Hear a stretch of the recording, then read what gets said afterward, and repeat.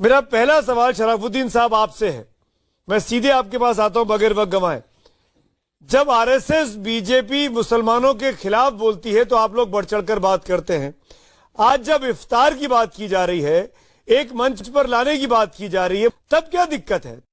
Sumeet, RSS ने इतने जख्म दिए हैं मुसलमानों को, उन पर अगर कुछ मरहम रखना चाहती है आरएसएस तो बाबरी मस्जिद बना दीजिए, आज उनकी हुकूमत है।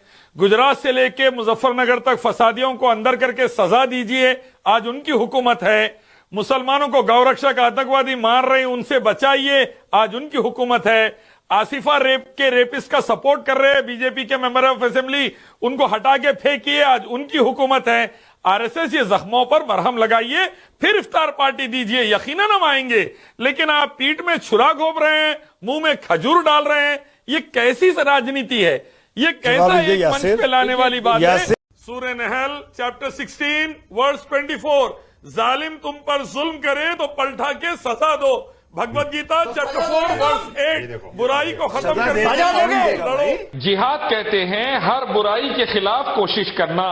पैगंबर मोहम्मद सल्लल्लाहु अलैहि वसल्लम ने अबू जहल के खिलाफ, श्री राम ने रावण के खिलाफ जो कोशिश की, अच्छाई फैलाने के लिए, बुराई खत्म करने के लिए, उसे जिहाद कहते हैं। इलियास साहब आप क्या संख्या दे रहे हैं? आप जरा सोच कर कहिएगा। दलितों मुसलमानों को मारने वाली, देश की इकोनॉमी बर्बाद करने वाली और गलत कानून लाने वाली जो गलत पॉलिसीज और शैतानी पॉलिसीज है, इसके खिलाफ खड़े रह के कोशिश करने को जिहाद कहते हैं। तो इसमें कोई बुरी बात नहीं है। मर्द मुजाहिद अच्छाई के लिए, मासूमों को बचाने के लिए जुल्म के खिलाफ ठहरता है। अरे लेकिन जुल्म हुआ कहाँ? और यही हुक्म कुरान हदीस गीता का भी है। इलियास साहब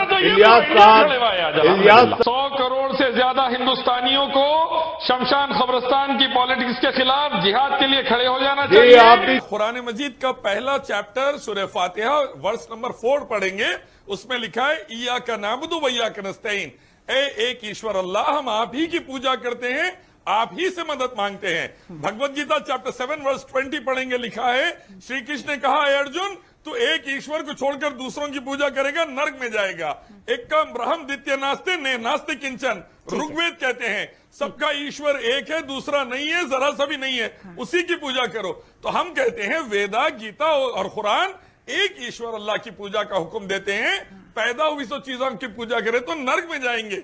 भगवत गीता चैप्टर 7 वर्स 20, श्री कृष्ण ने बोला है worship the only creator not the creation, that is ला इलाहा इल्लल्लाह।